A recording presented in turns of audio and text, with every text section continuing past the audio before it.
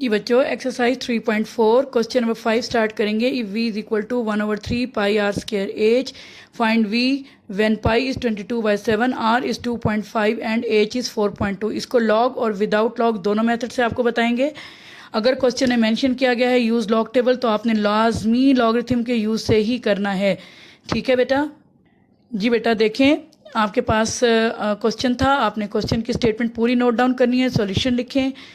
Given that v is equal to 1/3 pi r square h, this is equation number 1। इसमें values put करते हैं। Pi is equal to 22/7, r is equal to 2.5 and h is equal to 4.2। In equation number 1 we get values put करने से result आ गया हमारे पास v is equal to 1/3 into 22/7 into 2.5 square into 4.2। ठीक है, अब हमें वैल्यूज पुट करने के बाद बोथ साइड पे लॉग अप्लाई करना है, तो हम लिखेंगे taking log on both sides we get. जी बेटा, taking log on both side apply करने से क्वेश्चन आपका हो गया log v is equal to log of 1/3 into 22/7 into 2.5 square into 4.2। ठीक है, फर्स्ट प्रोडक्ट लॉ यहाँ अप्लाई होगा। Log m n to the base a is equal to log m to the base a plus log n to the base a। Products addition of separate log में चेंज होने से आपके पास आ जाएगा log 1/3 plus log 22/7 plus log 2.5 squared plus log 4.2। ठीक है बेटा, अब प्रोडक्ट लॉ के बाद अब देखें एक्सपोनेंट और कोशेंट नज़र आ रहा है, तो कोशेंट लॉ और एक्सपोनेंट लॉ यूज़ करेंगे, यानी थर्ड लॉ यूज़ करेंगे। लॉग को रीड कर देती हूँ, लॉज ऑफ लॉगरिथम को रीड कर देती हूँ। Log m over n to the base a is equal to log m to the base a minus log n to the base a।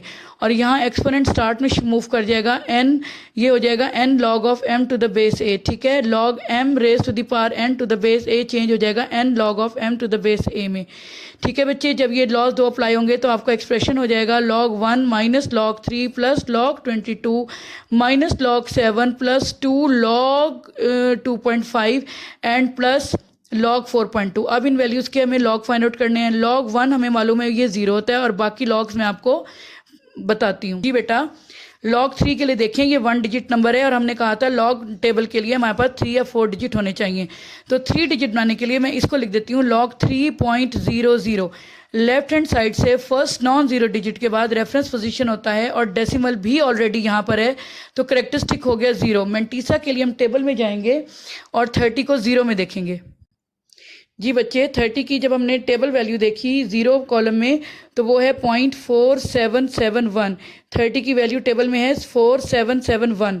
ठीक है, फोर्थ डिजिट नहीं है कि मीन डिफरेंस कॉलम में देखें। जी, तो कैरेक्टरिस्टिक 0 हमने फाइंड आउट किया था, टेबल से वैल्यू हमने देखी 0.4771। इन दोनों को ज्वाइन किया तो लॉग 3 हमारे पास हो गया 0.4771। ठीक है, इस वैल्यू को हमने यहाँ पुट कर दिया। नेक्स्ट वैल्यू हमारी है लॉग 22। जी बेटा, लॉग 22 को भी हमने 3 डिजिट करने के लिए लिख दिया लॉग 22.0। ठीक है बेटा, 22.0 है। फर्स्ट लेफ्ट हैंड साइड से फर्स्ट नॉन जीरो डिजिट के बाद रेफरेंस पोजीशन है, डेसिमल यहाँ है। रेफरेंस पोजीशन और डेसिमल के दरमियान 1 डिजिट है, तो हमने कहा करेक्टरिस्टिक इज 1। और मेंटीसा के लिए 22 को 0 में लॉग टेबल में देखेंगे। जी बेटा, 22 की 0 कॉलम में जो टेबल में वैल्यू है वो डिजिट्स हैं 3 4 2 4। ठीक है बेटा?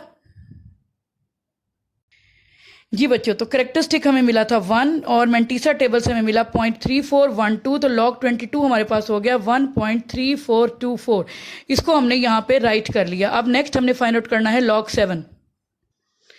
जी बेटा, लॉग 7 भी हमारे पास 1 डिजिट नंबर था, 3 डिजिट्स पूरा करने के लिए हमने लिख दिया लॉग 7.00। ठीक है, लेफ्ट हैंड साइड से फर्स्ट नॉन जीरो डिजिट के बाद आपके पास रेफरेंस पोजीशन होता है, और डेसिमल भी ऑलरेडी इधर था, तो इन दोनों के दरमियान कोई और डिजिट नहीं है, तो करेक्टरिस्टिक 0 हो गया। ठीक बेटा, अब हमने 70 को 0 में देखना है, जिसके लिए मैं लॉग टेबल में जाएंगे और मेंटीसा फाइंड आउट करेंगे। जी बेटा, 70 को जब हमने 0 में देखा तो इसकी हमें वैल्यू जो मिली टेबल से 0.8451। ठीक है बेटा?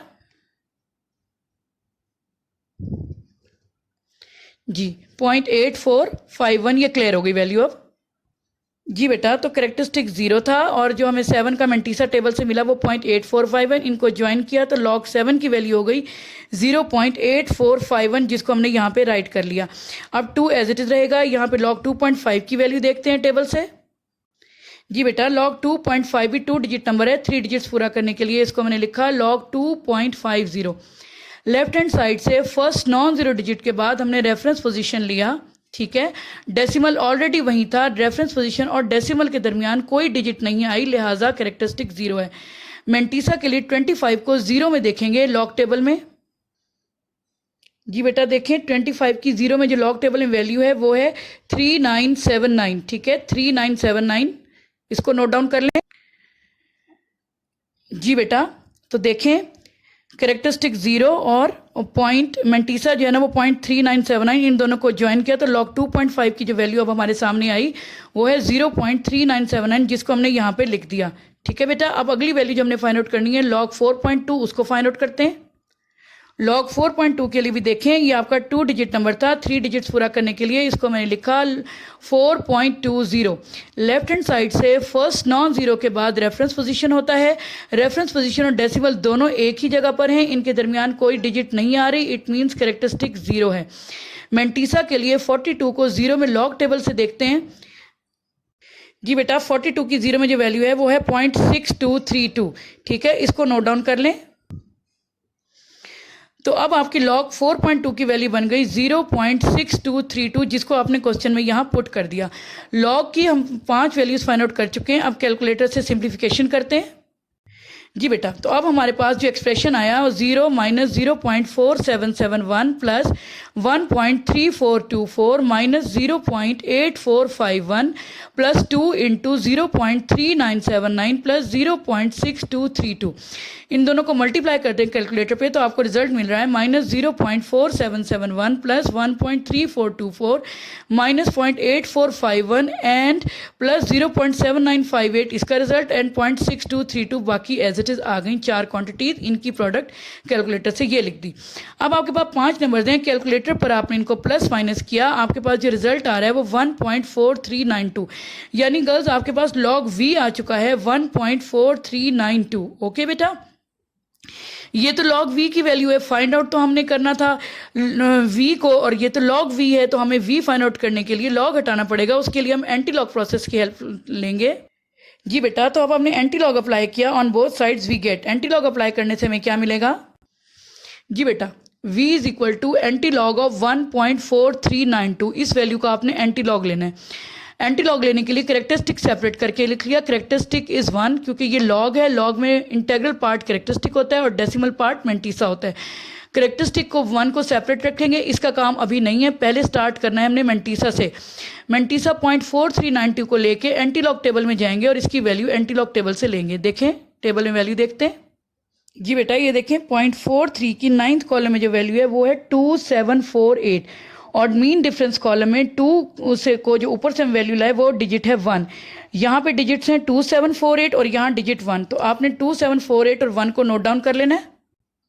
जी, अभी मैंने आपको दिखाया 0.43 की कॉलम 9 में जो डिजिट्स मिली वो 2748 मिली और मीन डिफरेंस कॉलम 2 में 43 के सामने जो डिजिट मिली वो 1, इन दोनों को ऐड किया तो अब हमारी डिजिट्स आ गई 2749।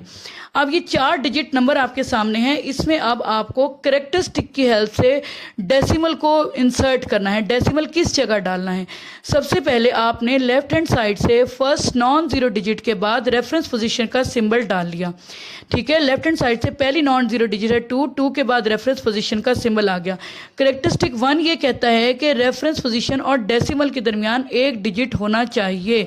मेरी बात गौर से सुने जी, कैरेक्टरिस्टिक जो है ना वो ये बताता है 1 के भी रेफरेंस पोजीशन और डेसिमल के दरमियान 1 डिजिट होनी चाहिए, तो मैं यहाँ से 1 डिजिट क्रॉस करके डेसिमल डाल रही हूँ। गौर से सुने, मैं रेफरेंस पोजीशन से 1 डिजिट क्रॉस करके कर रही हूँ, और अगर ये नेगेटिव होता तो मैं लेफ्ट साइड पे 1 डिजिट जाती, क्योंकि पॉजिटिव कैरेक्टरिस्टिक था तो मैं राइट पे 1 डिजिट क्रॉस करके डेसिमल डाल दिया। तो अब इन 4 डिजिट्स में डेसिमल की प्लेस बनी 7 और 4 के दरमियान, ठीक है। तो अब आपका नंबर बना 27.49, जिसको अब हम यहाँ लिख लेते हैं।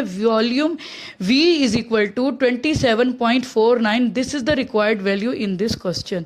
ठीक है बच्चों, अगर कोई चीज़ समझ नहीं आई तो अपने टीचर से पूछें, अपना फीडबैक दें। Thank you so much. अस्सलाम वालेकुम।